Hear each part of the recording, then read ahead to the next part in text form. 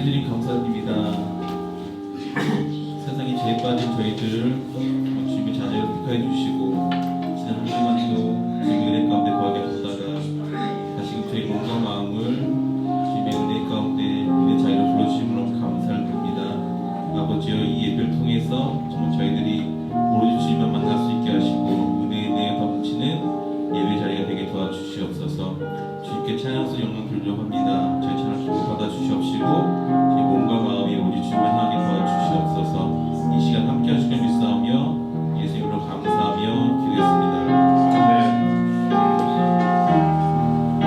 내가 지금까지 지내온 것은 주의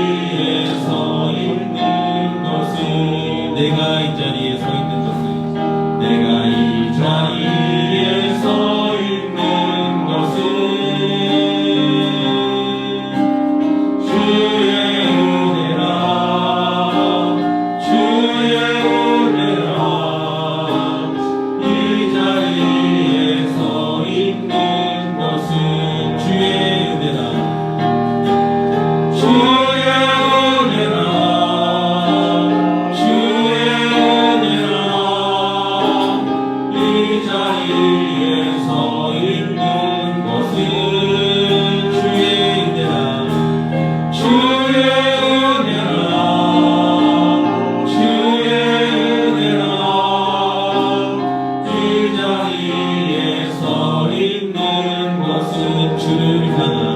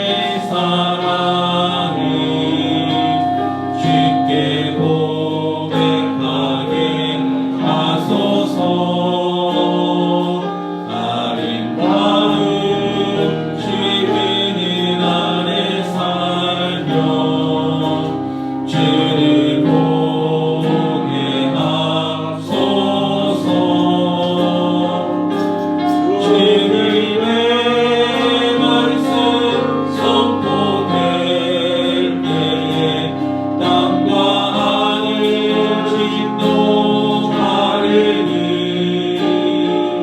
나의 사랑 고백하리라 나의 구주 나의 친구 부드러운 주의 속삭임 나의 이름을 부르시네 주의 능력 주의 영광을 보이사 성령이 부으소서 메마른 곳 거룩게 지고도 내가 주를 찾게 하소서 내 모든 것 주께 드리리 나의 구주 나의 친구 온 마음으로 주를 바라며 나의 사랑 고백하리라 나를 향한 주님의 크신 사랑 간절히 알기 원해 주의 은혜로 용서하시고 나를 자녀 삼아 주셨네 나의 사랑 고백하리라 나의 구주 나의 친구 아멘. 내 안에 부어주셔서 칭찬드리겠습니다.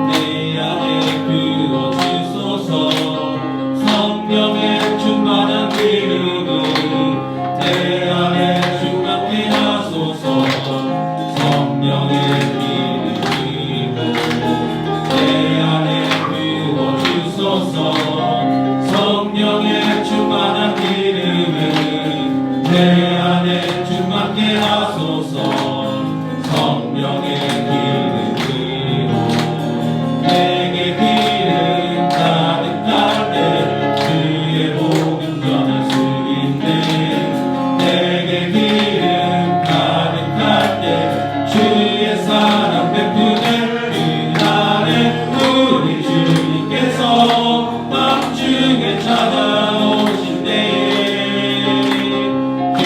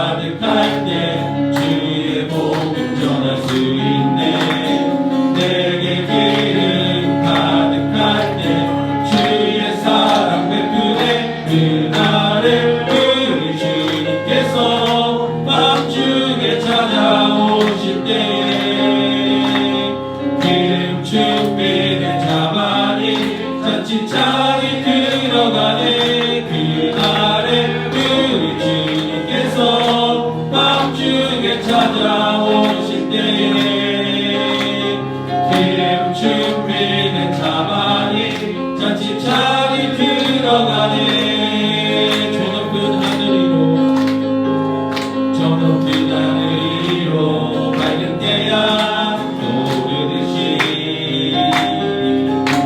나 주저앉지 않으리. 어떤 어려움에도 주의 길을 선택하리. 빛 가운데로 걸으리. 주님을 크게 보는 믿음 가지고 세상에 나타내리라. 놀라운 주의 사랑을. 주의 꿈을 안고 일어나리라. 선한 능력으로 일어나리라. 인간의 부흥과 회복이 바로 나로부터 시작되리. 주의 꿈을 안고 일어나리라. 선한 능력으로 일어나리라. 이 땅의 부흥과 회복이 바로 나로부터 시작되리. 다시 한번 찬양드리겠습니다. 저 높은 하늘 위로 밝은 태양 오르듯이 나 주저앉지 않으리. 어떤 어려움에도 주의 길을 선택하리. 빛 가운데로 걸으리. 주님을 크게 보는 믿음 가지고 세상에 나타내리라. 놀라운 주의 사랑을. 주의 꿈을 안고 일어나리라. 선한 능력으로 일어나리라. 이 땅의 부흥과 회복은 바로 나로부터 시작되리. 주의 꿈을 안고 일어나리라. 선한 능력으로 일어나리라. 이 땅의 부흥과 회복은 바로 나로부터 시작되리. 아멘. 나 무엇보다도 주님은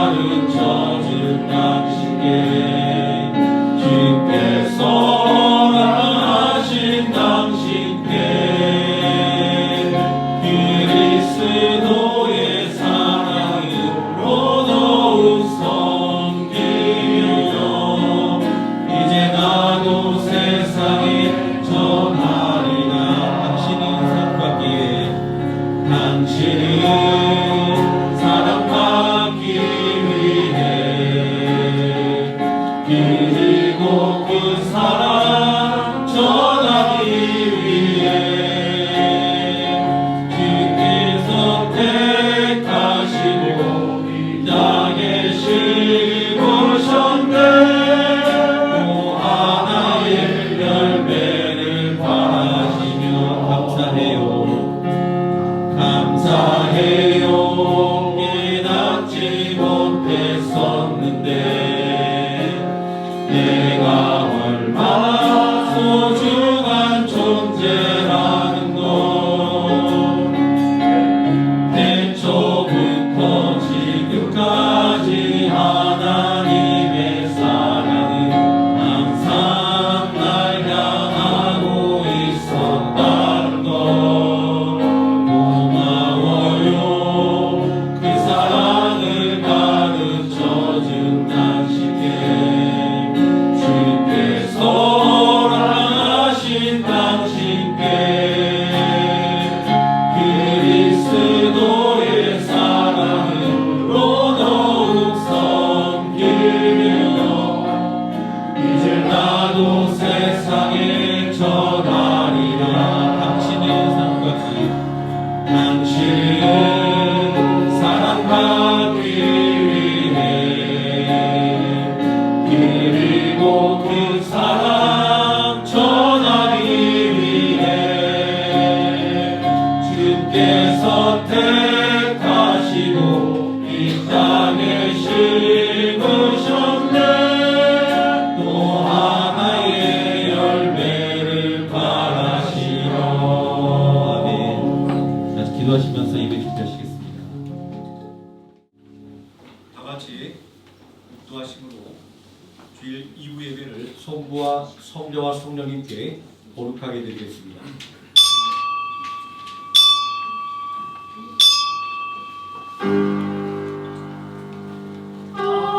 나와서 주님께 엎드려 경배해. 나와서 주께 엎드려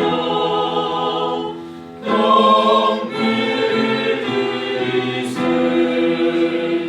주는 성전에 거하니 주 앞에서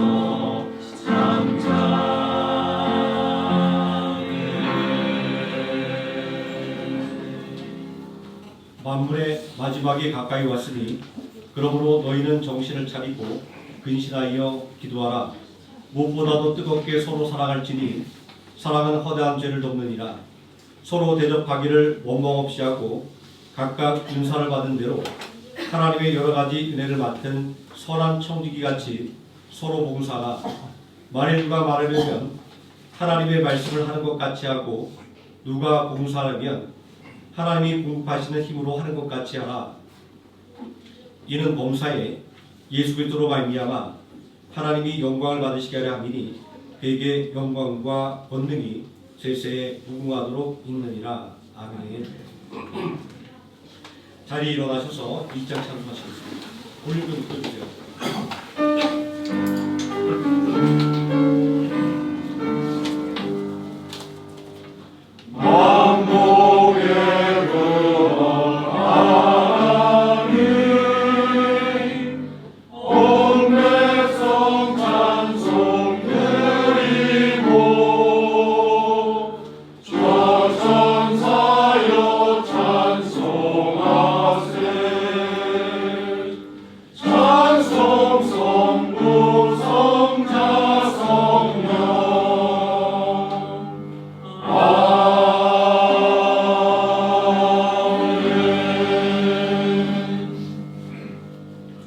전능하사 천지를 맡기신 하나님 아버지를 내가 믿사오며 그 아들 주 예수 그리스도를 믿사오니 이는 성령을 잉태하사 운명명 마리아에게 나시고 본디오 빌라도에게 고난을 받으사 십자가에 못 박혀 죽으시고 장사하니 사흘 만에 죽은 자 가운데서 다시 살아나시며 하늘에 오르사 전능하신 하나님 우편에 앉으시다. 저리로서 산자와 죽은 자를 심판하러 오시리라. 성령을 믿사오며 거룩한 공예와 성부가 성육하는 것과 죄를 사하여 주시는 것과 몸이 다시 사는 것과 영원히 사는 것을 믿사옵나이다. 아멘. 자리에 앉으셔서 486장 찬송하시겠습니다.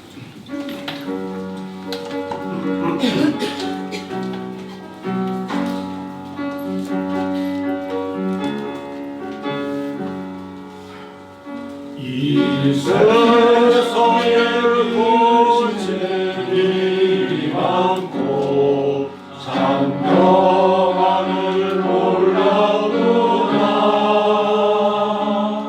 내 주 예수 나로라 부르시니 꼭 평안이 시리로다 주 예수의 구원의 은혜로 참 기쁘고 즐겁구나 구원을 영원히 누리겠네 꼭 평안이 시리로다 이 세상에 공고한 일이 많고 잠시는 나는 없었구나 내 주 예수 날 사랑하시오니 꼭 평안이 시리로다 주 예수의 구원의 은혜로다 참 기쁘고 즐겁구나 그 은혜를 영원히 누리겠네 꼭 평안이 시리로다 이 세상에 제약된 일이 많고 참 주를 사였구나 내 주 예수 날 건져 주시오니 곧 평안이 시리로다 주 예수의 구원의 은혜로다 참 기쁘고 즐겁구나 그 은혜를 영원히 누리겠네 곧 평안이 시리로다 아멘. 이 시간 함께 은혜 받을 하나님의 말씀 사무엘하 21장에서 함께 보도록 하겠습니다. 1, 2번 살짝만 내려주세요. 구약성경 500페이지 사무엘하 21장 1절에서 14절까지 말씀입니다.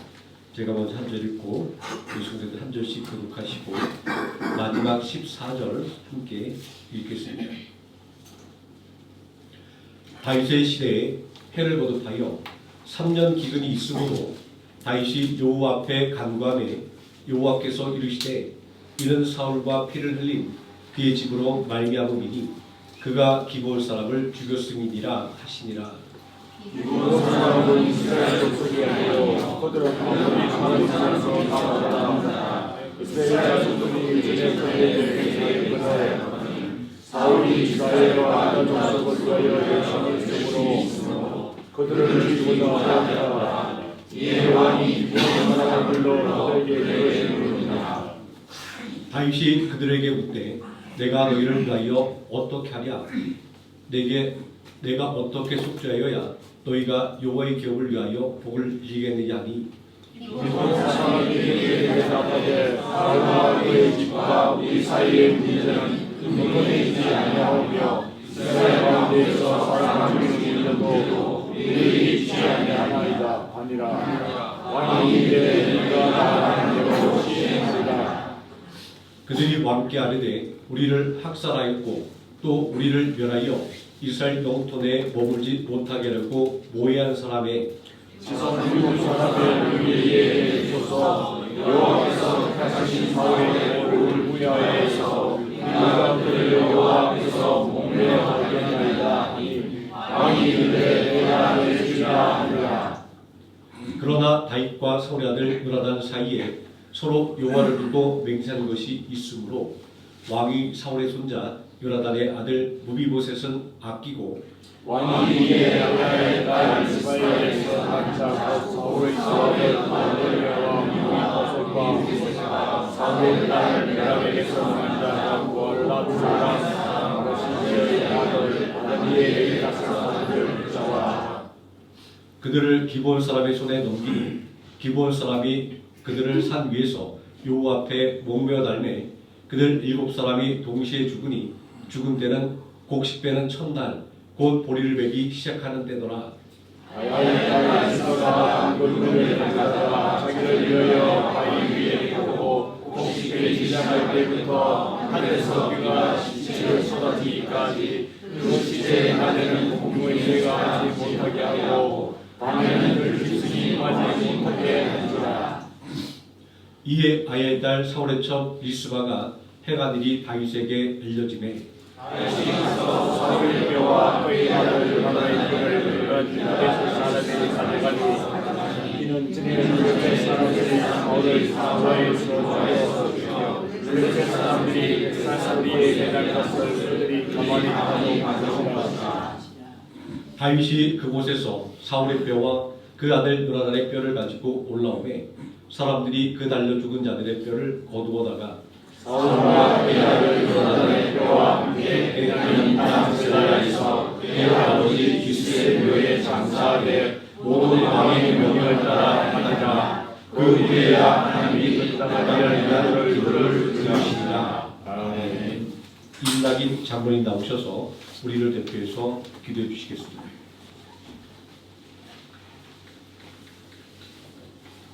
기도하셨습니다. 은혜로우신 아버지 하나님, 영광 중에 계신 존귀하신 주님께 감사로 주일 예배 올려드립니다. 이 시간 주님 앞에 모인 모든 성도들 한 마음으로 주님께 올려드리는 예배를 기뻐 받아주시옵소서. 저희들 한 주간도 세상 가운데서 힘들고 어려웠지만 또한 주의 말씀대로 살아보려고 애썼지만 주님 보시기에 합당하지 않은 모습으로 살아왔음을 고백합니다. 이 시간 용서하여 주시옵소서. 세상 죄로 인하여 십자가에서 피를 흘리시고 죽음에서 부활하신 예수 그리스도의 선녀를 언제나 잊지 않게 하시고 저희들 심령마다 주님을 말씀을 안고 살아가게 하옵소서. 세상적인 크고 작은 일들로 밤잠을 못 이루고 고뇌하던 지난 한 주를 돌아봅니다. 저희들 죄로 인해 넘어지며 사소한 일에도 힘들어했던 우리를 불쌍히 여겨주시옵고 그리스도의 사랑으로 거듭나는 저희들 되게 하여 주시옵소서. 역사의 주관자 되시는 아버지 하나님, 우리 대한민국을 긍휼히 여겨주셔서 정치 지도자들에게는 하늘의 지혜와 성실함 그리고 분별력을 내려주시고 정치와 경제, 사회가 주님의 주관으로 바로 서게 하시며 복음 통일을 이루어 국민이 잘 사는 나라 되게 하여 주시옵소서. 주님, 우리 하노이 생명나무 교회를 베트남 땅에 세워주시고 은혜 내려주셔서 여기까지 오게 하셨사오니 우리 교회에서 복음의 사역이 뜨겁게 일어나게 하여 주시옵고 성령의 새바람이 하늘에서 땅끝까지 이르러 하나님의 영광을 함께 묵도하는 생명나무교회 공동체 되게 축복하여 주시옵소서. 예배를 통하여 성령의 은혜를 다시금 체험하게 하시고 주일학교와 중고등부 교육을 통하여 믿음의 다음 세대가 굳건하게 세워지도록 축복하여 주시옵소서. 하나님께서 능력을 내려주시지 않으면 저희들이 그 어느 것도 할 수 없사오니 성령의 큰 능력을 부어주셔서 세상을 향하여 빛을 발하는 교회 되게 하여 주시고 성령이 늘 임재하며 하나님께만 영광을 나타내는 귀한 주님의 성전이 되게 하여 주시옵소서. 특별히 이상은 집사님 하나님 은혜로 암수술이 잘 되었으나 2주 후에 나오는 유전자 재발 확률 검사 결과도 재발 안 되는 9% 범위 내로 들어올 수 있도록 지켜주시길 원하오며 주님 능력으로서 현재 치료로 완전히 회복될 수 있도록 도와주시옵소서. 또한 모든 성도들 건강 잃지 않게 하옵시고 각 사업장과 직장과 가정을 돌보아 주시옵소서. 아버지 하나님, 귀하신 생명의 말씀을 전하시는 김송민 담임 목사님에게 말씀을 선포하실 때 말씀의 권세를 더하여 주셔서 성령 충만한 가운데 주님의 사역을 감당하게 하여 주시옵소서. 정성과 기쁨으로 올려드리는 성가대와 찬양대 찬양을 기뻐 받아주셨고 예를 넘는 모든 손길 위에 하나님 축복하여 주시옵소서. 예수님의 이름으로 기도드렸습니다. 주의 음성 듣기 원합니다. 간절한 마음으로 주께 비부르리니 주여 응답하여 주소서. 우리 기도 들으소서.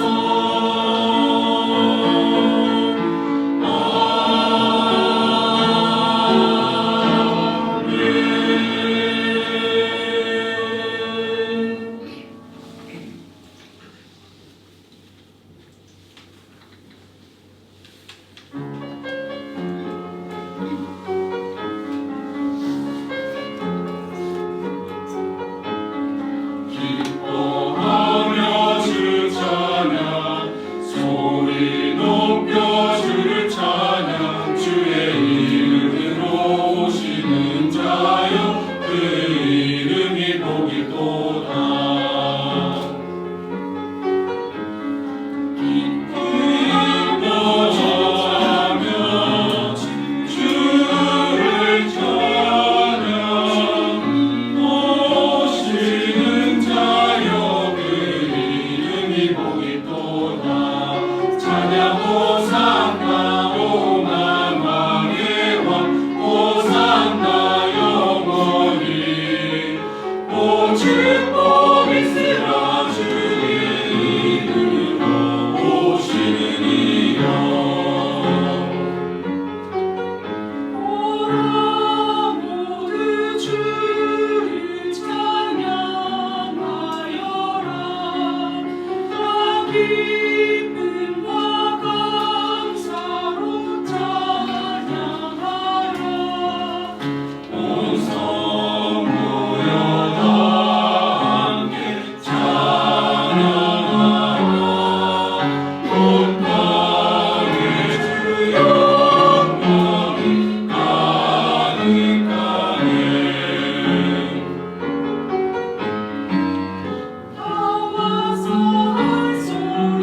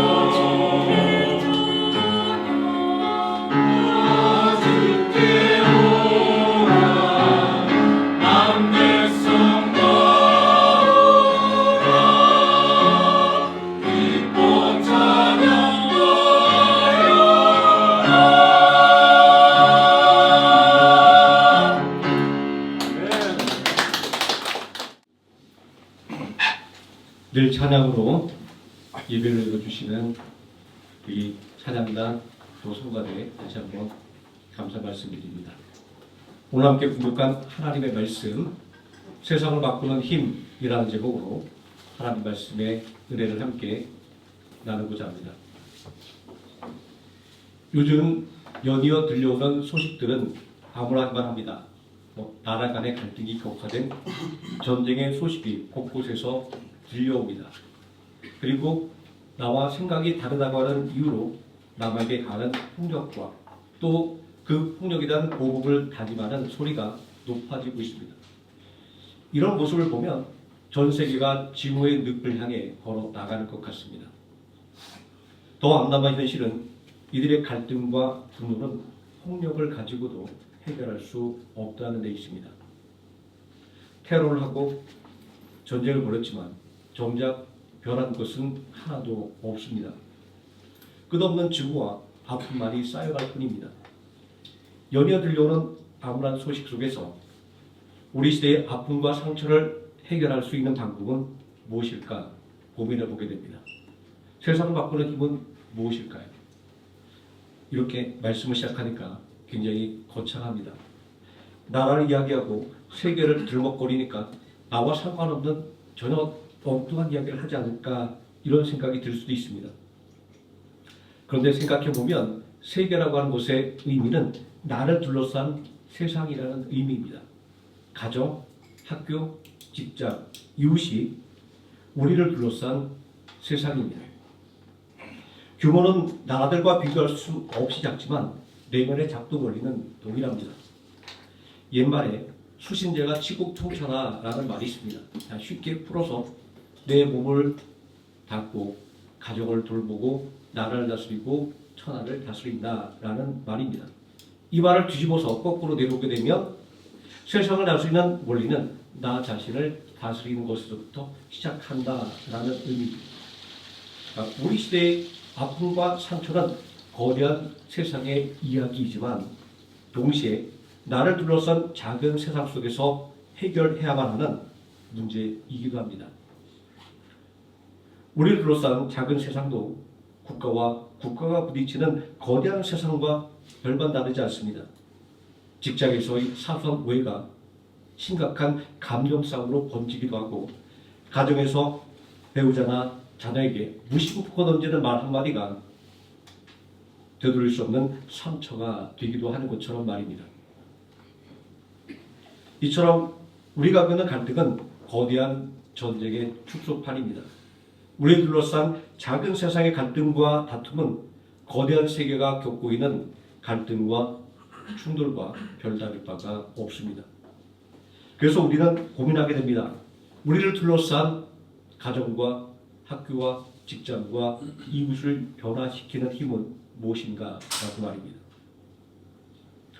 우리는 흔히 세상을 바꿀 수 있는 힘을 강력한 권력, 탁월한 카리스마 혹은 정교한 법과 규범에 있다라고 생각을 합니다. 역사의 수많은 순간들을 살펴보면 강력한 리더십과 군사력 그리고 완벽한 시스템이 세상을 변화시킨 것처럼 보였습니다. 그러나 역사를 깊이 들여다보면 가장 강력해 보였던 힘도 결국 또 다른 분노와 증오를 낳았고 영원할 것 같은 권력도 한순간에 무너져내린 것을 보게 됩니다. 법과 규범은 때때로는 정의를 실현하기보다 더 큰 부절과 적대감을 낳기도 했습니다. 오늘 우리가 살아가는 세상도 마찬가지입니다. 눈부신 과학의 발전과 경제적인 풍요를 누리고 있음에도 불구하고 여전히 세상은 전쟁과 갈등, 증오와 대립이 끊이지 않는 이유가 바로 여기에 있습니다. 인간의 지혜와 능력으로는 이 근본적인 문제를 해결할 수 없습니다. 그렇다면 진정으로 세상을 변화시키는 힘, 세상을 바꾸는 힘은 어디에서 나오는 것일까요? 오늘 함께 읽은 사무엘하 21장 1절에서 14절의 말씀은 그 해결의 방법을 우리에게 보여주고 있습니다. 세상을 바꾸는 힘은 위대한 인물을 통해 나오는 것이 아닙니다. 특별한 사상에서 나온 것도 아닙니다. 세상을 바꾸는 힘은 우리 생각에도 가장 보잘것없어 보이는 것에 있습니다. 그것은 바로 권력도 군사력도 법과 정의도 합니다. 세상을 진정으로 바꾸는 힘은 바로 한 사람에 대한 긍휼과 사랑이었습니다. 오늘 함께 읽은 본문의 말씀은 다윗 시대에 벌어진 비극적인 사건을 배경으로 하고 있습니다. 3년을 연이어 극심한 가뭄이 이스라엘 땅을 강타했습니다. 우리처럼 농사와 상관이 없는 사람들은 때때로 비는 귀찮게 여기기도 합니다.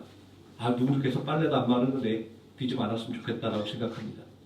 자, 하지만 비는 하나님의 축복이자 생명 그 자체입니다. 자, 그렇게 비가 하루 이틀도 아니고 3년 동안 내리지 않았다고 하는 것은 단순한 자연재해를 넘어서 하나님의 무서운 심판이 임했음을 의미하는 것입니다. 다윗 왕은 이 가뭄의 이유를 여호와 하나님께 물어보았습니다. 그러자 하나님은 그 원인이 바로 사울 왕이 기브온 족속들에게 행한 죄 때문이다 라고 알려주셨습니다. 기브온 족속은 어떤 사람일까요? 이들이 어떤 사람이기에 하나님께서는 이들이 당한 억울함을 풀어주기 위해 가뭄이라고 하는 커다란 재앙을 이스라엘 땅에 내리게 하신 것일까요? 본문 2절 말씀을 보니까 기브온 족속은 이스라엘 민족이 아니다라고 말씀하고 있습니다. 그들은 가나안 땅의 7민족 중에 하나였던 아모리 사람 중에 남은 자였습니다. 하나님께서는 이스라엘 백성들이 가나안 땅을 정복할 때 가나안의 모든 민족을 진멸하라고 명령하셨습니다. 이러한 하나님의 명령을 생각하면 기브온 족속을 죽인 것이 죄가 될 수 없습니다. 사울은 책망이 아니라 도리어 칭찬을 받아 마땅합니다. 그런데 사울 왕이 기브온 족속을 죽인 것이 가뭄이라고 하는 하나님의 심판의 원인이 되었습니다. 기브온 족속은 어떤 사람이었기에 어떤 일을 했기에 하나님은 사울 왕이 그들을 죽인 것을 죄라고 말씀하고 있을까요? 사울 왕이 기브온 족속을 죽인 것이 죄가 됐던 이유는 그들이 이스라엘과 평화 조약을 맺었었기 때문입니다. 그런데 이해하기 어려운 점이 있습니다. 하나님께서 가나안 정복 전쟁 때 가나안의 모든 민족을 진멸하라라고 말씀하셨는데 이스라엘 백성들은 무엇 때문에 하나님의 명령을 어기고 기브온 족속을 살려두고 그들과 평화 조약을 맺었을까요? 가나안 정복 당시에 이스라엘 백성들은 가나안 민족을 진멸하기 위해 최선을 다해 싸웠습니다. 이스라엘 백성들이 힘이 부족해서 그들을 쫓아내지 못한 경우는 있을지언정 그들과 평화 조약을 맺어보겠다는 시도는 단 한 번도 없었습니다. 정말 이상합니다. 이스라엘 백성들은 어떻게 기브온 족속과 평화 협정을 맺게 된 것일까요? 그것은 이스라엘 백성들이 기브온 족속들의 거짓말에 속았기 때문입니다. 가나안 정복 전쟁에서 이스라엘 백성들의 압도적인 승리 소식을 들은 기브온 주민들은 자신들의 생존을 위해 다른 가나안 민족들과는 달리 싸움하는 것 대신 화친을 하기로 결정했습니다. 그들은 자신들이 먼 나라에서 온 것처럼 위장했습니다. 그들은 낡은 옷을 입고 낡은 신발을 신고 곰팡이가 핀 빵과 찢어진 가죽 부대를 준비하여 아주 먼 길을 향하여 온 것처럼 꾸몄습니다. 이스라엘 백성들 앞에 나타난 그들은 우리는 먼 나라에서 온 사절단입니다. 여호와 하나님께서 행하신 모든 일을 듣고 당신들과 평화조약을 맺기 위해 찾아왔습니다. 라고 말했습니다. 이 말을 들은 이스라엘 백성들은 그들의 행색을 보고 묻지도 따지지도 않고 평화조약을 덜컥 맺고 말았습니다. 3일 후에 기브온 주민들이 이스라엘 백성들의 진영 근처에 살고 있는 민족임을 알게 되었지만 이미 하나님의 이름으로 맹세하여 맺은 조약이었기 때문에 이스라엘 백성들은 그들을 죽이지 못하고 여호와 하나님의 성막을 위해 물을 기르고 나무를 해오는 종으로 삼았습니다. 비록 이스라엘 백성들이 기브온 족속에게 속아서 맺은 평화 조약이었지만 하나님 앞에 맹세한 조약이었기 때문에 결코 깰 수 없는 조약이 되었습니다. 이렇게 기브온 족속과 이스라엘 사이에 깰 수 없는 평화 조약이 맺었음에도 불구하고 사울 왕은 이스라엘 백성들을 위한 잘못된 열심으로 기브온 족속을 죽였습니다. 오늘 말씀에 진멸이라는 말을 쓰고 있습니다. 이러한 행동은 가나안 정복 당시에 하나님의 이름으로 맺었던 평화 조약을 깨뜨리는 것이었고, 이 죄의 결과는 다윗 왕의 시대까지 영향을 끼쳐서 가뭄이라고 하는 커다란 저주가 이스라엘 땅에 임하게 되었던 것입니다. 본문 4절 말씀에 보면 다윗은 이 문제를 해결하기 위해 기본 족속을 찾아가서 내가 너희를 위하여 어떻게 하랴라고 묻고 있습니다. 기본 족속은 율법에 적은 대로 자기 민족을 죽인 원수인 사울의 우선 7명을 넘겨줄 것을 요구했습니다. 눈에는 눈, 이에는 이, 동의 보호법은 율법의 기본 정신이었습니다. 더 나아가 민수기 30장 33절 말씀은 너희는 너희가 거주하는 땅을 더럽히지 말라. 피는 땅을 더럽히나니 피 흘림을 받은 땅은 그 피를 흘리게 한 자의 피가 아니면 속죄함을 받을 수 없느니라 말씀하고 있습니다. 이 구절은 무죄한 자의 피를 흘려 더럽혀진 땅은 죄를 지은 자의 피로서만 정결하게 될 수 있다는 율법의 원리를 보여주고 있습니다.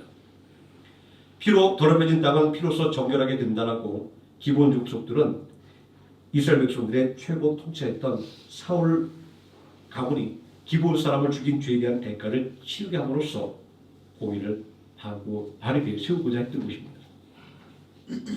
여기서 우리는 다윗의 마음을 들여다볼 필요가 있습니다. 다윗은 요나단과 했던 맹세 때문에 그의 아들 무비보셋은 살려두었지만 사울의 자손 7명은 넘겨주었습니다. 맹세를 지키면서도 맹세에 속하지 않은 다른 사울의 후손들을 넘겨준 것입니다. 한때 사울 왕은 다윗을 죽이기에 혈안되어 온 이스라엘 땅을 쫓아다녔습니다. 다윗의 삶은 사울 때문에 피폐해졌습니다. 끊임없이 도피해야만 하는 도망자 신세였습니다. 비록 다윗이 2번씩이나 사울 왕을 살려주면서 하나님께서 기름 부음받은 자에게 내가 손을 대지 않겠다라고 맹세했지만 그의 마음속에는 여전히 사울 왕에 대한 미움과 원망이 남아 있었을 것입니다. 솔로몬에게 당부했던 다윗의 면을 보면 다윗은 자신의 아들 솔로몬에게 자신의 평생에 자신에게 커다란 해를 끼쳤던 사람들에 대한 복수를 당부하고 있습니다. 그들이 절대로 편하게 저 세상으로 가지 못하게 하라 당부합니다. 위대한 왕이며 하나님의 마음에 합한 자라는 평가를 받은 위대한 신앙인조차도 원수를 용서하는 것은 이렇게 힘들었던 것입니다. 이런 다윗의 마음을 생각한다면 어쩌면 다윗은 이 7명을 넘겨주는 것이 단순히 공의의 실을 넘어서 사울 왕과에 대한 마지막 복수라고 생각했지도 모르겠습니다. 사울의 후손들은 기본 족속에 의하여 여호와 하나님 앞에서 목매달려 죽임을 당했습니다. 이 사건은 율법에 따른 피해 보응이 없으며 죄에 대한 엄격한 심판이었습니다. 자, 이러한 처벌은 공의를 바로 세움으로써 저주를 끝내려는 시도였습니다. 그러나 그 후에도 비는 내리지 않았습니다. 다윗 왕과 기본 족속들은 자신이 할 수 있는 최선의 공의를 실현했습니다. 한쪽은 피해 복수를 실행했고 한쪽은 그에 합당한 처벌을 내렸습니다. 그러나 이 모든 행동은 하나님의 마음을 조금도 움직이지 못했습니다. 왜냐하면 법과 규범에 따른 정의는 실현되었지만 그 안에 사랑과 긍휼이 하나도 들어있지 않았기 때문입니다. 이처럼 세상은 자신들의 정의와 공의를 내세우며 싸우고 서로에게 상처를 입히지만 결국 그러한 모든 행위들은 문제를 해결하지도 못하고 더 큰 갈등과 적대감만을 쌓아갈 뿐입니다. 율법적인 정의를 실현한 후에도 비는 내리지 않았고 무고한 이들의 시신은 태양이 내리쬐는 뜨거운 산 중턱에서 부끄럽게 매달려 있었습니다. 신명기 21장 13절 말씀에 따르면 나 매달려 죽은 자는 하나님의 저주를 받은 자였기에 그들의 시신은 해가 지기 전에 내려서 장사 지내줘야만 했습니다. 그러나 사울왕의 아들과 손자들의 시신은 그대로 방치되어 새들과 짐승들에게 훼손될 처지에 놓여 있었습니다. 이스라엘 사람들은 시신이 훼손되는 것을 대단한 불명예로 여겼습니다. 그런데 기본 족속과 다윗 왕과 이스라엘 백성들은 이들의 시신을 방치해 놓은 것입니다. 이때 한 여인이 등장합니다. 바로 사울의 첩이었던 리스바입니다. 리스바는 목에 달린 두 아들과 5 손자들의 시신을 지키기 위해 굵은 배를 땅바닥에 깔고 그 위에 주저앉았습니다. 그곳은 비바람을 막아줄 수 있는 것도 아무것도 없었고 낮에는 뜨거운 태양이 내리쬐며 밤에는 찬바람이 불어오는 곳이었습니다. 리스바는 낮에는 새들이 시신에 내려앉지 못하게 쫓았고 밤에는 들짐승들이 시신에 다가오지 못하도록 막으며 그들을 지켰습니다. 이 애절하고 처절한 행동은 추수가 시작되는 날부터 비가 내릴 때까지 계속되었습니다. 어떤 성경 연구자들은 그 기간이 무려 6개월이나 되었다라고 주장하기도 합니다. 정확한 기간은 알 수 없지만 사람들은 비가 올 때까지 그들의 시신을 나무에 매달아 놓을 계획이었던 것은 확실합니다. 3년의 가뭄이 하나님의 율법을 어길 정도로 이스라엘 백성들의 마음까지 완악하게 만들어 놓았던 것입니다. 이런 상황을 고려하면 리스바의 행동은 단순한 애도를 넘어서는 것이었습니다. 당시 관습으로는 죄인의 시체를 위해서 애도하는 것이 금지되어 있었습니다. 그녀의 행동은 세상의 모든 비난과 조롱을 감수해야만 하는 것이었습니다.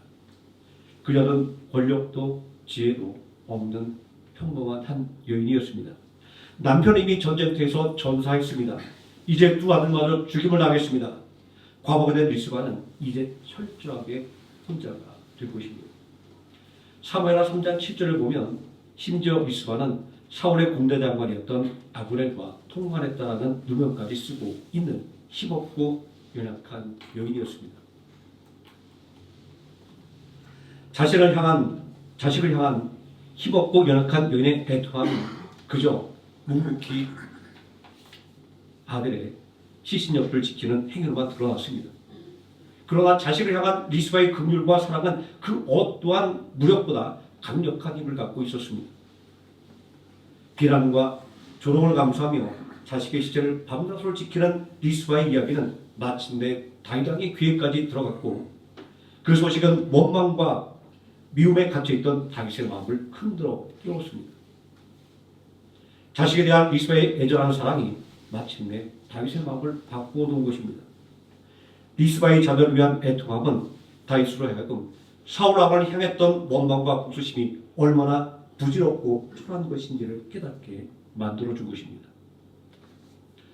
어쩌면 다윗은 몸에 달려 죽은 자식을 위해 애통해하는 리스바의 이야기를 듣는 순간 과거 사울과 요나단의 시신이 벳산 성벽에 매달려 있던 비극적인 광경을 떠올렸을지도 모르겠습니다.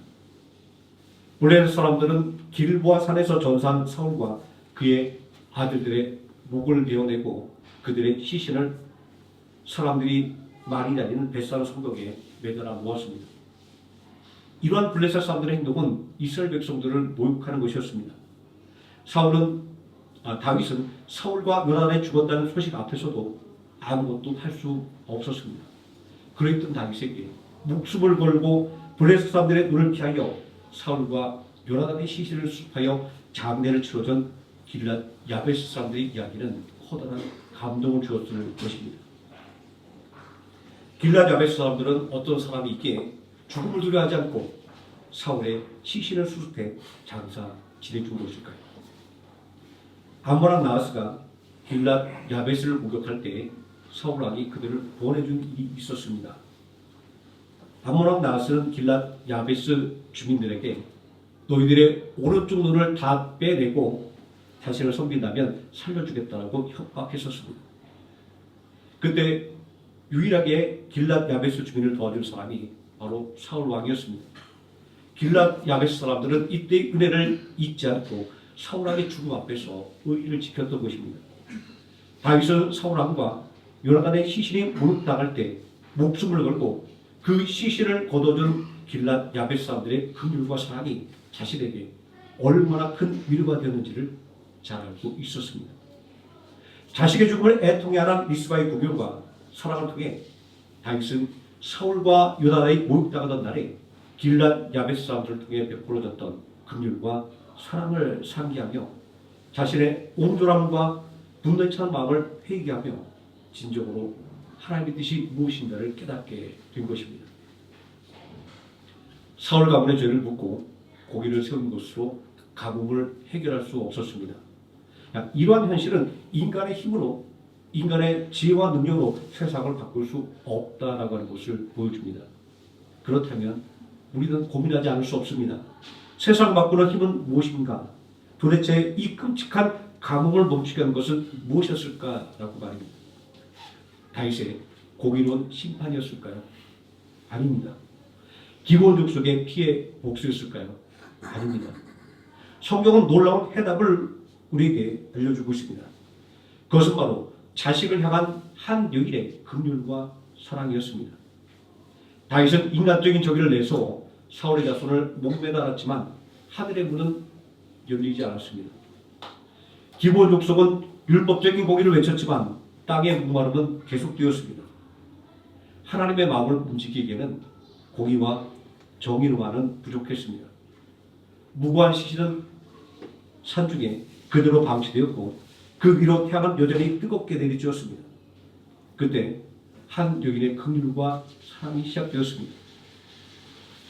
한 여인의 긍휼과 사랑이 이스라엘 백성들의 마음을 움직여 죽은 사울의 자손들에게 긍휼과 사랑을 베풀 수 있게 되었을 때에 가뭄이 해소될 수가 있었습니다.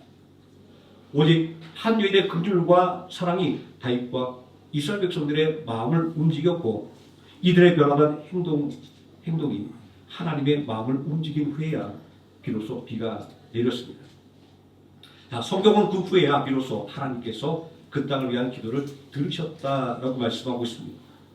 이것은 한 여인의 긍휼과 사랑이 하나님의 마음을 움직인 원동력이었다라고 하는 것을 말하고자 하는 것입니다. 이 사건은 하나님의 역사는 공의를 넘어선 긍휼과 사랑으로서 완성된다라고 하는 것을 우리에게 보여주고 있습니다. 이 이야기는 그저 다윗 시대 먼 옛날 이야기가 아닙니다. 이 사건의 본질은 모든 인간의 역사에 적용되는 진리입니다. 우리는 세상을 바꾸기 위해 법과 규범을 만들었고 기술과 지식을 발전시켰지만 여전히 전쟁과 미움, 갈등과 징후의 굴레에서 벗어나지 못하고 있습니다. 이것은 근본적으로 인간의 본성이 자기중심적이고 이기심으로 가득 차 있기 때문입니다.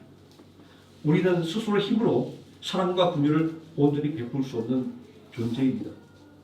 우리의 지혜와 능력은 세상을 평화롭게 만들기보다 오히려 더 큰 분열과 적대감을 만들어낼 뿐이었습니다. 그러면 우리는 세상을 변화시키는 힘을 어디에서 찾아낼 수 있을까요? 세상을 변화시키는 진정한 긍휼과 사랑은 바로 예수 그리스도의 십자가에서 찾을 수 있습니다. 신명기 21장 23절은 나무에 달린 자마다 하나님께 저주받았다라고 말씀하고 있습니다. 사울의 자손들이 나무에 매달려 저주받은 자로 여겨졌던 것처럼 예수님 또한 인류의 모든 죄를 짊어지시고 십자가에 달리셨습니다. 우리 대신 저주받은 자가 된 것입니다. 이것이 바로 하나님의 가장 위대한 긍휼과 사랑의 역사입니다. 죄 없으신 예수님께서 우리의 저주를 대신 짊어지셨습니다.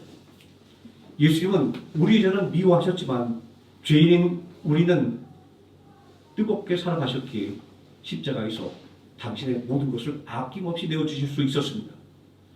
리스바의 긍휼과 사랑이 사울 가문의 허물을 덮어주었듯이 예수 그리스도의 십자가는 인류의 허다한 죄와 허물을 영원히 덮어주셨습니다. 십자가는 낯선 현관의 도구가 아니라 하나님의 사랑이 온전히 계시된 자리이며 세상을 변화시키는 능력의 유일한 근원이 되는 것입니다. 이제 우리는 세상을 바꾸는 힘, 그것이 무엇인가 라는 질문에 대한 답을 분명히 알게 되었습니다. 세상을 바꾸는 힘은 인간의 카리스마나 권력, 법과 규범에 있지 않습니다. 그 힘은 오직 예수 그리스도의 십자가에 있습니다. 그 십자가는 긍휼과 사랑을 통해 세상을 치유하고 회복하는 능력입니다. 우리는 예수 그리스도를 닮아가야 합니다. 예수님께서 십자가를 통해 죄인들을 용서하시고 사랑하셨듯이 우리도 우리를 미워하고 힘들게 하는 이들을 향해 긍휼을 베풀어야 합니다. 율법의 잣대로 다른 사람들을 평가하기보다 리스바처럼 그들의 고통과 슬픔을 있는 그대로 끌어안을 수 있어야 합니다. 술주정뱅이 남편을 전도한 어느 집사님의 간증입니다. 날마다 술로 밥을 지새우는 남편을 둔 집사님이 있었습니다. 집사님은 남편에게 기회가 있을 때마다 여보 이제 술을 끄고 교회 나가서 열심히 신앙생활을 하자라고 권했지만 남편은 그때마다 단호하게 거절했습니다. 도리어 어느 날부터인가 아내가 교회 나가는 것조차 싫어하고 가지 못하게 하기 시작했습니다. 그럼에도 불구하고 집사님이 할 수 있는 일은 아무것도 없었습니다. 그저 고주망태가 되어 집으로 돌아와 쓰러진 남편의 발을 감싸 안고 눈물로 기도하는 것 외에는 말입니다. 어느 날 고주망태가 되어 집으로 돌아온 남편이 술에 취해 잠들었습니다. 한밤중에 목이 말라 잠이 깼는데 발치에 누군가 웅크리고 있는 것이 보였습니다. 그리고 발이 물에 젖은 것처럼 축축한 느낌이 들었습니다. 남편은 정신을 차리고 바라보니 자기 아내가 자신의 발을 붙잡고 눈물을 흘리며 애타게 기도하는 모습을 보았습니다. 그 모습을 본 남편의 완악했던 마음은 일순간 부서지고 말았습니다. 그는 아내를 안으며 이렇게 얘기했습니다. 여보, 내가 잘못했어. 내가 오늘부터 술을 끊고 이번 주부터 당신과 함께 교회를 나가서 신앙생활을 하겠다고 약속하고 그날부터 술을 끊고 신앙생활을 하며 새 사람이 되었다라고 하는 간증입니다. 우리가 세상을 바꾸는 힘을 얻기 위해서는 예수 그리스도를 믿고 따르며 예수님께서 진 십자가를 함께 짊어져야 합니다. 우리가 십자가를 짊어진다라고 하는 것은 고난과 희생을 의미한다는 것으로만 이해하고 있지만 그렇지 않습니다. 동시에 우리가 예수 그리스도의 긍휼과 사랑을 힘입어 살아간다라고 하는 것을 의미하는 것입니다. 우리의 힘으로는 불가능하지만 십자가의 은혜가 우리 안에 살아 역사하게 될 때 우리는 용서할 수 없는 사람을 용서하게 되고 미워하던 사람을 사랑하며 도움이 필요한 이웃에게 손을 내밀 수 있게 되는 것입니다. 예수 그리스도의 십자가를 통해 배운 우리의 작은 긍휼과 사랑이 이 세상의 모든 미움과 적대감을 녹여내는 것입니다. 한 여인의 애통함과 사랑이 다윗과 이스라엘 백성들의 마음을 바꾸고 하나님의 마음을 움직여 가뭄을 끝냈듯이 우리의 긍휼과 사랑의 행동이 하나님의 놀라운 역사를 불러일으켜 세상을 변화시키게 되는 것입니다.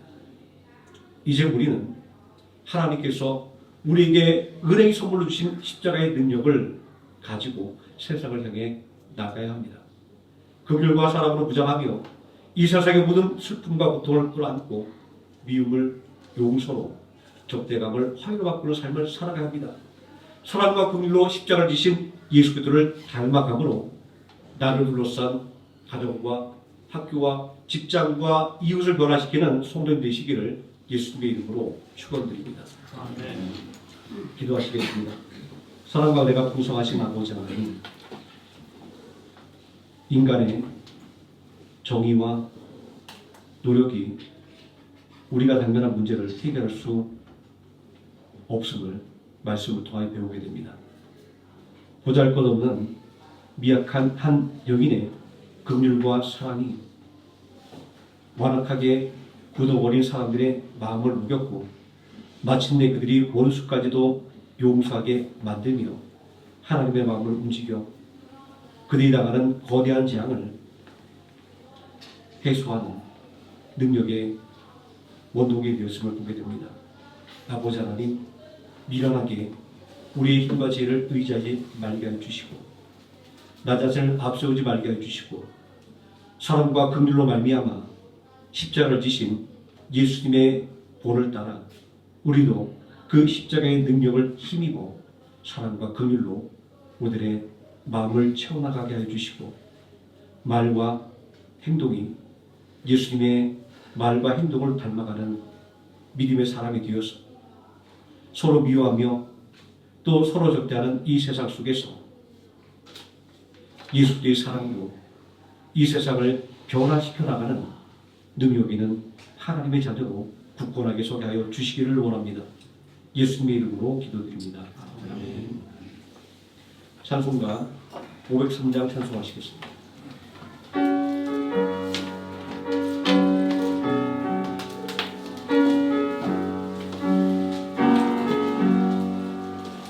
세상 모두 사랑없어 내 강을 아느라 곳곳마다 사랑없어 간식 소리 울릴새 악을 섞게 만들고 모든 소망 이루는 사랑 얻기 위하여 저들로에 사랑해 사랑은 나에게 사랑 없는 나에게 사랑 얻기 위하여 저들로에 사랑해 곳곳마다 울려나는 사랑 없는 영원요 지긋하게 손을 펴고 사랑받기 원하네 엉터리는 고통과 근심 걱정 많으니 사랑 없는 가난에 저를 실망하로다 사랑 없는 가난에 사랑 없는 나에게 사랑 없는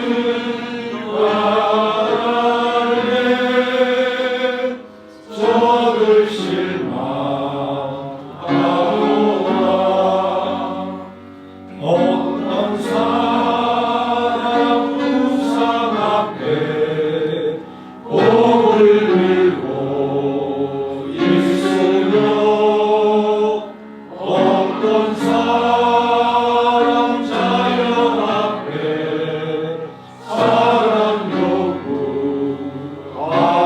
요구하고다 먼저 믿는 사람들 예수 사랑 가지고 나타내지 않으면 저들 실망하겠네 예수 사랑 가지고 예수 사랑 가지고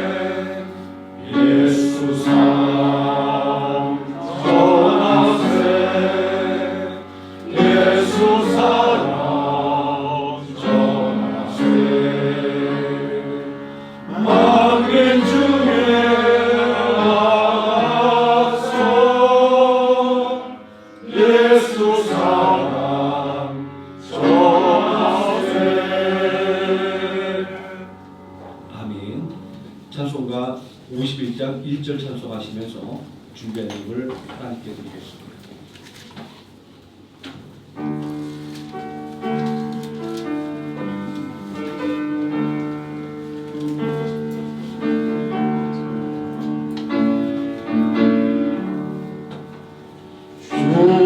주님 주신 거룩한 날 기쁨으로 주 앞에 와 기도하고 찬양하며 주께 경배 드립니다. 내게 주신 위한 물질 하나님께 드리오니 기뻐하는 제물로서 연락되게 하옵소서.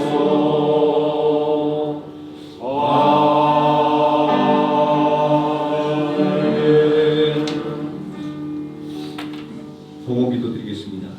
사랑과 은혜가 풍성하신 아버지 하나님, 일용할 양식을 공급하여 주시오며 때에 따라 필요한 은혜를 채워주심을 감사를 드립니다. 늘 우리와 함께 하시는 임마누엘의 하나님을 고백하며 하나님께 받은 것 또 귀하게 구별하여 드릴 수 있는 믿음의 능력과 삶에 힘을 더해 주심을 감사를 드립니다. 오직 하나님께 고백한 믿음의 고백 위에 30배, 60배, 100배 놀라운 축복의 역사가 넘쳐나게 하여 주시옵소서. 우리 모든 성도들의 가정 하나님 온전히 인도하여 주사 악한 원수마귀 좀 더 틈타지 못하게 해주시고 사랑과 희락과 평강이 넘치는 귀한 가정으로 세워 주시옵소서.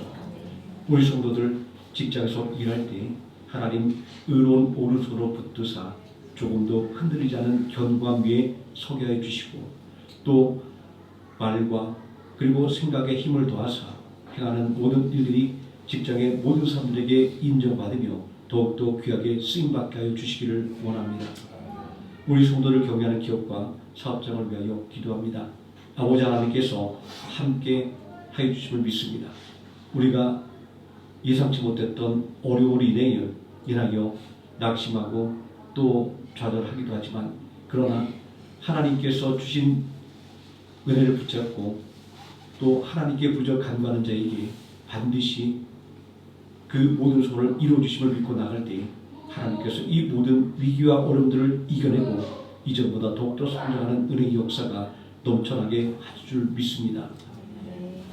또한 기도하기는 생활함께를 더욱더 온전히 세워주시기를 원합니다. 아버지 하나님, 주 예수의 복음을 위하여 더욱더 힘써 복음을 전하는 교회가 되게 해주시고 성도의 친밀한 교제를 통하여 서로 위로하고 격려하고 뜨겁게 사랑함으로 예수 그리스도의 덕을 온전히 세우는 교회가 되게 해주시고 또한 베트남 선교를 온전히 후원할 수 있는 더욱더 능력 있는 교회로 성장해 나갈 수 있는 은혜를 더하여 주시기를 원합니다. 예수님의 이름으로 기도드립니다.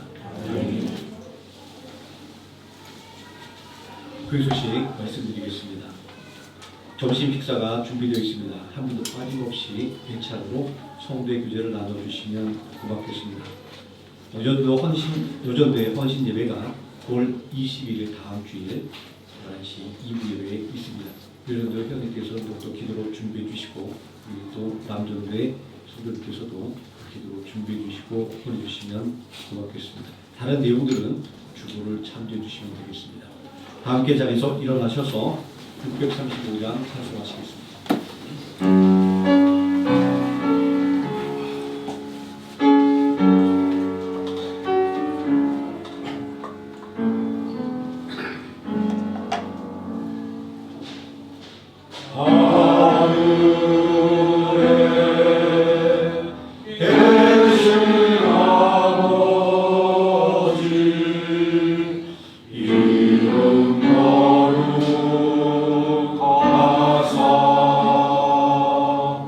주님 나라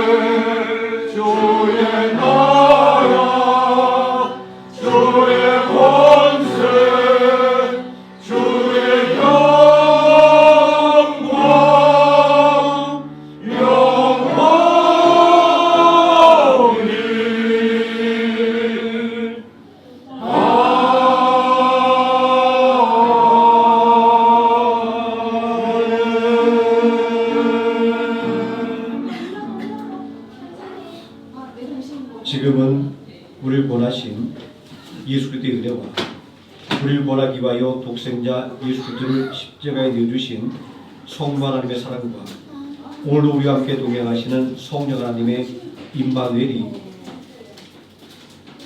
예수 그리스도의 십자가의 사랑과 긍휼을 온전히 담기를 소망하는 모든 성도들 머리 위에와 하나님의 성을 함께 머리 위에 지금부터 영원토록 함께 계실지어다. 아멘.